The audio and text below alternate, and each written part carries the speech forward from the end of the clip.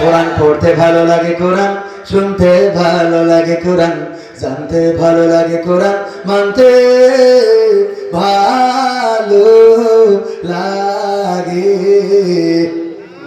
না, ঠিক না?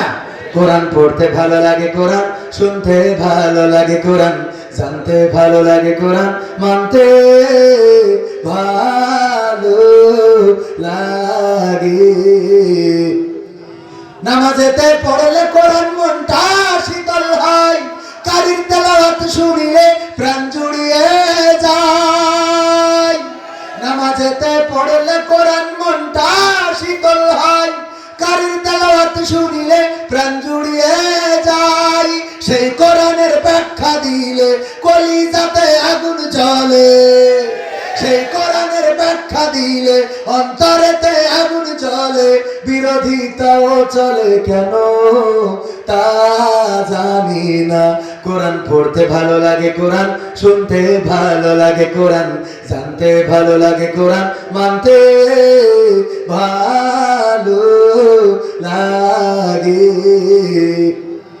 কোরআন পড়ে কতক লোকে শুরু করতো দিন, তারা আবার চাইতো না দেশে কোরআনের আইন, ঠিক আছে?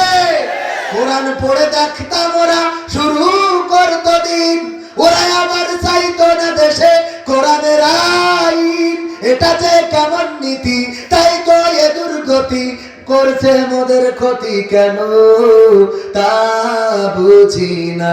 কোরআন পড়তে ভালো লাগে, কোরআন শুনতে ভালো লাগে, কোরআন জানতে ভালো লাগে, কোরআন মানতে ভালো লাগে।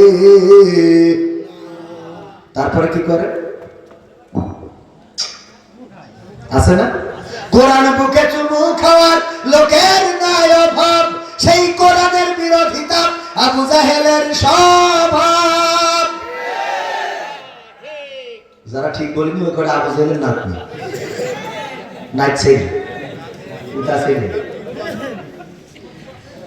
কোরআন বুকে চুমু খাওয়ার লোকের নাই অভাব, সেই কোরআনের বিরোধিতা আবু জাহেলের স্বভাব। বান্দা সুবিধা মতো তাই এই বুকে ক্ষত, দেখলে এমন কিছু সইতে পারি না। কোরআন পড়তে ভালো লাগে, কোরআন শুনতে ভালো লাগে, কোরআন জানতে ভালো লাগে, কোরআন মানতে ভালো লাগে। এমন মানুষ আছে না নাই, যখন বলে চোখের পানি ফেলে, হুজুর কত সুন্দর মায়া করেন গোরে হুজুর, কলিজাটা ভরে যায় হুজুর আর একটু বলেন। আর যখন মানতি বলা হয় কয় আমার একটু মাঠে কাজ রয়েছে বা বোঝাতে পারবেন না, ঠিক আছে? ঠিক ওয়াজ শুনতে মজা লাগে না? লাগে না? সুন্দর সুর দিয়ে ওয়াজ যখন করে কত ভালো লাগে। তবে কিছু শয়তান আছে, আমার ইমাম সাহেবের বললো হুজুর ওয়াজ করেন, মুসা আলাইহিস সালামের জীবন থেকে আলোচনা করেন। আলোচনা করতেছে, সভাপতি নামাজ শেষে বলছে ইমাম এদিকে আসেন। আমি আপনার বললাম কি আর আপনি করলেন কি? কি বলেছেন? আমি বললাম মুসার জীবন নিয়ে আলোচনা করতে, আর আপনি দেখলাম ফিরাউনের জীবন নিয়ে আলোচনা করলেন। বলছেন মুসার কথা বললি তো ফিরাউন এমনি চলে আসে।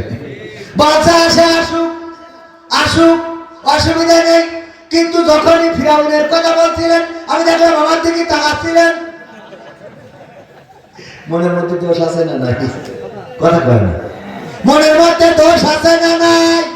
ফিরাউনের কথা বলে যদি তোর দিকে তাকায় তোর ভয় লাগে কেন? তার মানে ওর সাথে তোর কানেকশন আছে না নাই? কানেকশন আছে।